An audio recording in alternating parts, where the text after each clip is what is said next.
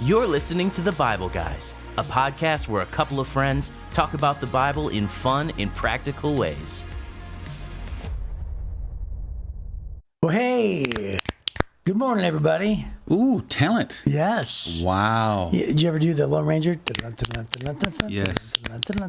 This is riveting. Riveting. Yes. So glad I tuned in today. Good morning, everyone, to the Bible Guys. I'm Chris. This is Jeff, and we are here today. And clearly, he's the most talented of the two of us right here. To entertain you, yes. Yeah. So. And seen more movies, and better looking, and what? What else? Can draw better. Okay. Come on, man. Should feel good. You should feel good. You're going to take the high road. Doesn't feel good. You're going to take the high road. You did that on stage one time to me. We were on stage one time when I first got hired, and he gives me a hard time, like behind the scenes. All the time. And we're on stage. It's my love language. And we were on the stage, and I said something like, "Oh, Bonnie wanted to marry you" or something, and he goes, "Oh, that was hurtful, Chris." Yeah. So anyway, and I was like, "What?" I was like, "You're going to take the high road?" Sometimes it's fun because, I've developed that reputation of just digging. Yeah, Everybody yeah. that I love, I just kind of poke fun at.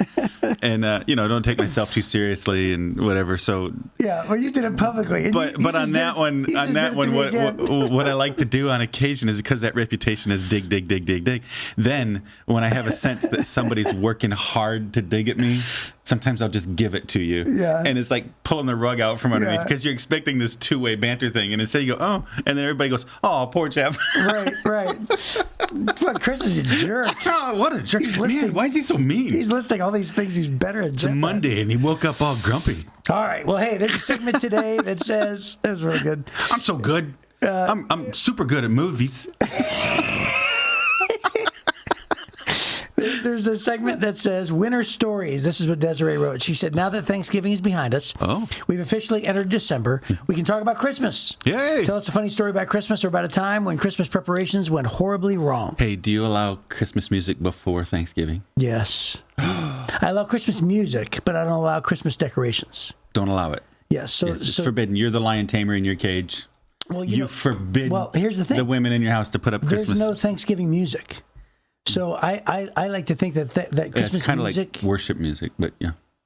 Oh, jeez. Yeah. That's all the time, It's that Christmas. Jeff. It's that Christian music stuff. That's all the time. Whenever Christmas you get in music. Liz's car. Yeah, right. That's right. It is Christmas music sets the tone for Thanksgiving. For Thanksgiving? Yes, for me. Oh, okay. Yeah, I think it feels holiday-ish. Yeah, we kind of have a family thing where we really resist turning on Christmas music until the day after Thanksgiving. Oh. Yeah. Yeah, I do that with my lights. With your lights. The lights outside. Lights can't be turned on until... Christmas tree. Can't go up before then. Okay. So. All right, so here you go. So we're telling winter stories. Yeah, so I got one real quick. Okay, go ahead. My mom made ravioli every Christmas, or manicotti, or spaghetti. I never knew, by the way, that people didn't do this because my whole town in Youngstown is all Italian. It's really like heavy Italian. You can make Italian jokes from the stage, and the whole crowd will laugh. Didn't you ever watch Christmas movies? What do you mean? You never noticed that it was always like roast ham and turkey. It wasn't manicotti and as many movies as you watch, dude. I guess I just never, because like movies are your North Star. I never paid attention to those things. Oh, okay. So I guess I just never understood. So I went to college. It's a Wonderful Life, and they're all sitting around there eating their lasagna. Is that right? Yeah. That's really it's a ridiculous thought. It is a ridiculous thought. But I was only 18. I went to college, and we were sharing like favorite meals, and I was like, "Doesn't everybody have? What are you talking about?" Mm-hmm. And I said, "Those are Thanksgiving items." And they're like, "Yeah, they're both." And I was like, "Oh, I had no idea." So anyway, wow. my mom made homemade ravioli, and we're talking like with flour and water. It was like a 1 day, 24-hour like labor of love. And she made this 3-pound bowl. And, she put the ravioli in there and then a layer of sauce, then another ravioli, layer sauce. Then she put cheese on it. This is massive bowl. She sets it in the middle of the table. She said, let's go downstairs and grab everybody. So we go downstairs to the big family room area, gathering area. Hey, everybody, dinner served. We come back upstairs, and my dog is standing on the table with his snout in the raviolis. And he's been eating for like 6-7 minutes. That's fantastic. And he is going to town like this, literally. And Must have been good. Oh my gosh. Good raviolis. He got through an entire layer. And of course, my mom busted out crying. We all laughed, and then we realized it wasn't funny. And then my mom had no choice but to scrape off the first layer and then to add more sauce, then another layer. Wow. And we ate it. Okay. We all ate it. Yeah. Well, you can't waste, 3 days worth of work. Yeah. So Wow. there you go. That's something. That's my Christmas story. That is really something. Yeah. So it seems to me like if you're ever looking for a new Christmas theme for, because you're part of the creative team looking for ideas for Christmas. Yeah. You could do like a very mafia Christmas. Oh, yeah. Mafia Christmas. Right, sure. right. Yeah. Sure. Wouldn't it be? Yeah. You could have, I've got a Mafia Christmas story, actually. I bet you do. Okay, do. tell us that one. No. We're running out of time. Yeah, okay. I'll do it tomorrow, maybe. Yeah. My worst Christmas story is, and I've told this before, so I don't have to tell it again, but we got married over Christmas break in my junior year in college. My wife and I did. And so we had to move down to Indiana from Michigan. And we borrowed a really terrible rental truck, and it broke down on Christmas Day driving home. That is. And so our very first Christmas dinner together was Speedway hot dogs, Doritos, and Mountain Dew. That is horribly sad. Yeah. Horribly sad. So we sat in a Speedway. Wow. And that's what we ate. Waiting for somebody to come and help us. Now, here's the question. And I'll tell you, U-Haul's not available on Christmas Day. Right. Right. Now, here's the question. Mm-hmm. Have you ever recreated the Speedway event on Christmas? No. It was horrific enough that, the PTSD is just now calming down. But okay, just now calming down 30 years later. Yeah. So we're gonna try to avoid it if we can. That's so funny. Mm-hmm. Yeah. Well, speaking of PTSD. Wow. Okay, go ahead. Finish that sentence. We are reliving the repetitiveness of Solomon's wise teachings. Oh my goodness. that was a terrible transition. No, that's actually pretty brilliant. I didn't know where you were going with that, because PTSD is like, what, we're talking about wisdom again? Yeah. That's funny. Exactly. So this whole week, we're just in what we're trying to do for our listeners is really kind of download how incredibly practical the Bible is, particularly in the book of Proverbs, with regard to everyday living. Yeah. So everything he talks about here, because sometimes preachers talk and it's all this ethereal stuff, heaven and eternity and Holy Spirit and angels and all these things. And it feels like the whole faith idea is out there somewhere, right? It's this mystical thing. And Solomon approaches faith as being an everyday, whether you're banking or building a house or parenting your children or dealing with a crazy neighbor, or that's how he approaches faith, is it's just practical wisdom every day. That's great. And so that's what it's all about. So I don't know that that's PTSD, but reliving over and over and over again. Yes. So here we go. So we are in Proverbs chapter 12. And verse 1 says, "To learn, you must love discipline. It is stupid to hate correction." Wow. "The Lord approves of those who are good, but he condemns those who plan wickedness. Wickedness never brings stability, but the godly have deep roots. A worthy wife is a crown for her husband, but a disgraceful woman is like a cancer in his bones. The plans of the godly are just. The advice of the wicked is treacherous.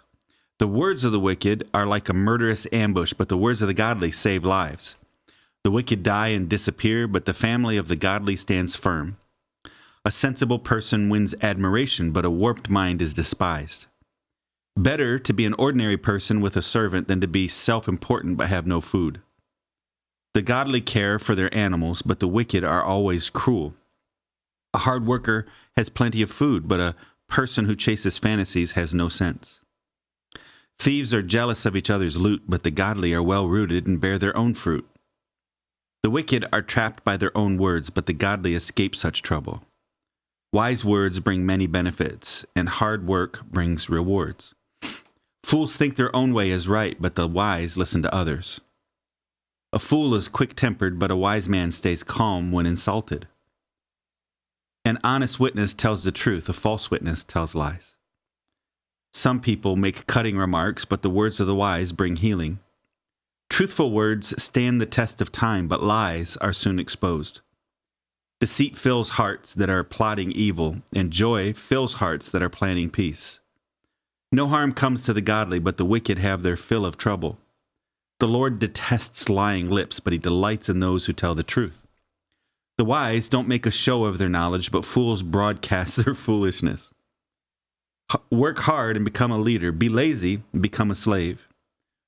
Worry weighs a person down. An encouraging word cheers a person up. The godly give good advice to their friends. The wicked lead them astray. Lazy people don't even cook the game they catch, but the diligent make use of everything they find. The way of the godly leads to life. That path does not lead to death. Well, there you go. Hey, you know, every one of them, just a little nugget. You know what stands out as one of the themes here is that you're created to work hard. Yeah, over and over and over again. Yeah. He refers to hard work. Yes. Yeah, and that is, you know, it's interesting because when God made Adam, you know, and then eventually Eve, he gave Adam an assignment, and that is to tend to the garden. Right. So Adam was obviously created with a purpose in mind. And one of the purposes, obviously the ultimate purpose is relationship, but the other one is you know, it brings meaning to his own life as much as it does helping the garden, right? So I think it's interesting how it talks about hard work over and over, because some people view hard work as a curse. Yeah. And they would say, "Oh, hard work is a curse from the fall. It's a curse from sin." Right? Yes. So is it? So here's the question. The question is now that Solomon is, you know, hundreds of years, actually, how many years since Adam? Probably thousands of years, probably, huh? Yeah, it's a couple thousand years. Yeah. So a couple thousand years removed from Adam, is Solomon talking about hard work being a blessing because they're under the curse, or would it have been this way always? That's a good question. Well, God blesses work. That's why he gave it to him. We view work as a bad thing, but it was a gift to humanity, gave humanity purpose, right? But then under the curse, work becomes a drudgery because it's so difficult. But Solomon doesn't really refer to the difficulty of work. Working hard and difficult work are two different things. Right? Oh yeah, working hard and difficult work are two different things. Right. That's a good statement. Right. So being diligent is what Solomon is talking about, which is really extraordinary when we think of a king. When you were growing up thinking, man, if I could ever be a king, what you thought was it was going to be pleasure all the time. Right. Super easy. Just sit on your throne, make cool decisions, be super rich, have whatever you want, go on vacations. And Solomon doesn't really approach being a king that way. Solomon approaches being a king as, I'm a servant of the people and I have to work hard. And by the way, hard work pays off. So if the king works hard, everybody else should work hard. If you're working hard, you're going to prosper. If you don't work hard, you're going to struggle. And then, of course, in their day, you know, a lot of our work in our society today, unless you're like in construction or farming or being a mechanic or something, most of the work that we do in the U.S. now is indoors, office stuff. And it's easy to kind of go, I don't know if my work really matters. But when you're a farmer, you have to be diligent and plow your field at the right time. You have to be diligent and get the rocks out of the field so the plows can roll easy. You've got to be diligent and dig your trenches so the water drains well off of your field. You've got to be diligent and plant the seeds at the right time, pull the weeds at the right time, fertilize at the right time, harvest at the right time. There's a diligence to farming, and every little bit of work you do, you very quickly see the results of it. Whereas, you know, when you're pushing paper in an office, sometimes it might feel like, right? And so what he's saying is, diligence is not the physical work, it's the diligence of the work that will always pay off. And if you're a diligent worker, a conscientious worker, you put in the time, you do the hard work, you're not just mailing it in. He says you're going to be successful. And so sometimes he's saying hard work is how you're going to be promoted, right? You're going to be a slave if you just mail it in. Hard work, you're going to be promoted. Those are all things we tell our kids when they start getting jobs the first time, isn't it? Hey, Hey, you step up. You go the extra mile. You do the extra thing. You think of good solutions. You jump in and volunteer to do the hard work nobody else wants to do. You're going to get promoted. That's exactly what Solomon's saying there. Right. Yeah. Yeah. So we were talking about this very briefly in the parking lot when we were walking up here. But so my son is in the trades. Yeah, right. So he's studying to be an electrician, and he works hard. So physically hard every day. Right. It's physical. And it's hard on his body. Well, I had bought this bed at IKEA, like literally 15 years ago. And so this nasty old bed that he's been sleeping on, and he comes home and he's like, Dad, he's like, this bed is broken. He's like, I can't sleep more than a couple hours a night. I'm twisting, I'm turning, I'm sore. He's like, this is awful. And so anyway, he wants to go out and buy a bed because he's made a bunch of money and he's got some savings. And so he wants to go out there and, he's working hard. So he says, I have to have a good night's rest. So I said, son, bed salesmen are like car salesmen, right? Sometimes. Not always, but You like sometimes. this one? This one's going to be even better. Right. And I said, they'll get you, man. They'll get you. And so my son's like, okay. And so I train him because I got sales background. And so I'm like, here's what they're going to say. Here's what they're going to do. I was like, beware of this. Don't do this. Commit to this. Make up your mind about this. So he goes without me because, he had to go without me. I was going somewhere. And he calls me up and goes, Dad, don't be mad. It wasn't the salesman's fault. He goes, but it was me. He goes, he tried to sell me on the other one. He goes, I just thought to myself, I want a good bed. The best bed. He bought the most expensive thing that was literally in the store. I'm not even kidding. It was ridiculous. Is he sleeping well? He sleeps like a king. Yeah. Okay. So There he's you go. working hard, Yeah. but he's Hey. so he loves his bed, loves it, and so hey, Good for him. He's worked hard. Hey, yeah. Hard work pays off. That's right. So now he sleeps like a king. Yep. If he wasn't working hard, He wouldn't have. He wouldn't. he'd there's be no sleeping king- on the bed you bought him. There's no kingly sleep. That's right. So, my wife and I, we were in Europe this past summer. I had a whole bunch of Delta miles from traveling, so we Yeah. cashed those in and we went to, so we spent an inordinate amount of time in castles. That's what you do in Yes. Europe, right? You go from castle to castle, palace to palace, cathedral to cathedral. That's essentially your trip through Europe. And so we were in Vienna, and, that's the capital of what was one of the largest empires in modern history, was the Habsburg Empire. And so Emperor Franz Joseph was famous for his work ethic. And so it was really amazing because we're walking through this massive palace, the Schönbrunn Palace in in Vienna. And I was struck by how many workspaces he had. He had a work desk in his bedroom. His bedroom was very, very simple bedroom. You'd think an emperor would have this crazy ornate thing. His wife, Catherine, she's pretty famous. A bunch of others, they had some really magnificent stuff. And the palace itself is magnificent. But his room was relatively simple. He had a nice chair. He had a little wardrobe. He had a wash basin. He had a bed.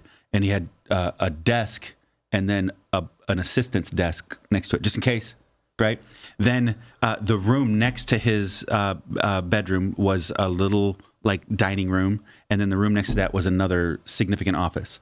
Then he also had another big presentation office when all the people would come in, the generals or whatever. He had his workroom. So he had these 3 offices, and they said that he would begin his day every day at 4:00. He rarely finished his day before 10:00. Wow. As an emperor.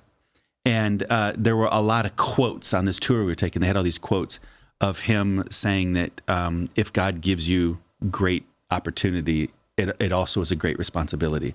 And so I love my people. Sounds like a Spider-Man quote. Yeah, exactly. and he said, I love my people enough that I should give my people, they've given me so much, I should give my people everything I can. Wow. And so he did, and they loved him. The people loved him because of it. And so when I read this, I think of emperors like that. Every once in a while, you got a good one. A guy that, I'm not saying he was a super moral person. I'm just saying, in that he tried to serve his people well. And that's kind of what I feel like Solomon is saying through a lot of these things. Yeah. It's really, I love it. I love when he talks about that, being a hard worker. I like the verse 9, being an ordinary person, right? He kind of, even though he was a king, the most powerful person, one of the most powerful people in the world, he still very much in his writings tried to identify with the average guy. Right. Trying to figure out how to help the average guy succeed. It's like he's saying, these are the principles. God gave me this crazy wisdom. Let me download some of it for you in a practical way where the ordinary guy can benefit. And his stuff is so, well, what is the one? I mean, you read some of these An honest witness tells the truth. A false witness tells lies. You think, Solomon?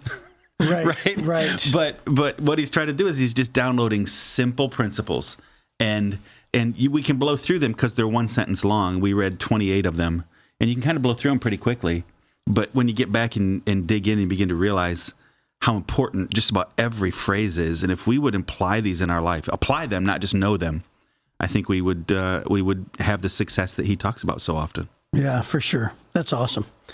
And I seem to have lost my place here because I just realized everything's lumped together from 10 to 22. Yeah. Uh-huh. And I'm just like, I've just completely lost. It's 645. Page 645. Yeah. There it is. Okay. So the other one I wanted to comment on while you're digging around is verse 15. Fools think their own way is right, but the wise listen to others. Which is great because you and I, and we've been this person ourselves, right? That we're just convinced. Wise people listening to others? No, I'm saying I've been the fool. Oh, okay. Where I'm just convinced that my way is right, and then have you ever done that? Where you're just like, I'm convinced, and then everybody around you is saying one thing, and you're not listening to them, and then finally, eventually, you're like, yeah, I probably should listen to the people around me, right? And then there was another one here that talked about boasting up yourself. What was it? When you were reading it earlier, there's one that talks about. Oh, right here, where it says, better to be an ordinary person with a servant than to be self-important but have no food. You know, it just talks about the nature of a person. An ordinary person meaning ordinary means you don't even know who that person is, right? They don't have a reputation, but they're diligent. They're putting their head down. They're working. They have a servant, meaning they have prosperity, right? Right. But a self-important person, somebody who inflates themselves. And I got to tell you, people who talk about themselves, me, I, right? It's just that person, chances are not going to go anywhere in life, right? That's true. That is true. And we've met those people, which is interesting because here this book is thousands of years old, and yet it's completely relevant for today. Because you read this and you're like, that's true today. Yeah, absolutely. And as much as culture has changed, what's not changed is human nature. And so here's Solomon writing about human nature. He's writing about principles of life. And it's like, wow. That's why I love the Bible. The Bible is very practical. It is relevant for today. And a lot of the stories may seem far-fetched or, non-relatable, right? We don't live in a country where there's a, king, but there are people who read this or all around the world who do. Right. They live in countries with kings. They understand this way better than we do. Another theme that you'll find, and we'll pick this up more over the next few days, I'm sure it'll keep coming up, but we've already seen this a few times in Solomon's writings, but how often he talks about wise people don't get caught up in angry fights and stuff like that. Verse 16 says, a fool is quick-tempered, but a wise person stays calm when insulted. Which is great. Right. Another way to translate that, you'd find it in the King James, would say that a prudent person covers shame, right? There's a little bit more than stays calm when insulted is one thing. The deeper meaning in the Hebrew really is willing to absorb it rather than jump into the middle of the fight. And it's interesting because he doesn't say that you always absorb it, but at the beginning of these things, when somebody wants to fight, it's hard to fight somebody who doesn't want to fight. Right. Right. And so there's another one, the Proverbs, where Solomon will say, a soft answer turns away wrath, right? It's interesting how he oftentimes, when he's talking about fights or arguments, he most of the time is giving advice that a wise person finds a way to diffuse the fight. You're not conceding the fight.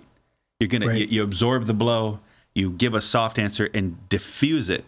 And then wisdom can override the emotion. And that's what he's always trying to do, is get you away from the emotion and the heart of the fight and back into the wise, logical decisions. The only way you can do that is by diffusing it. So you'll see that being a theme as well. So it's interesting. We're starting to pick up on a lot of his themes. A soft answer turns away wrath is Proverbs 15:1. And the reason why I know that is because that verse quite literally changed my entire demeanor of life. It was a life-altering moment for me when I discovered that it actually worked. Yeah. Well, we're going to be reading 15 in a couple days. So cool. Yeah.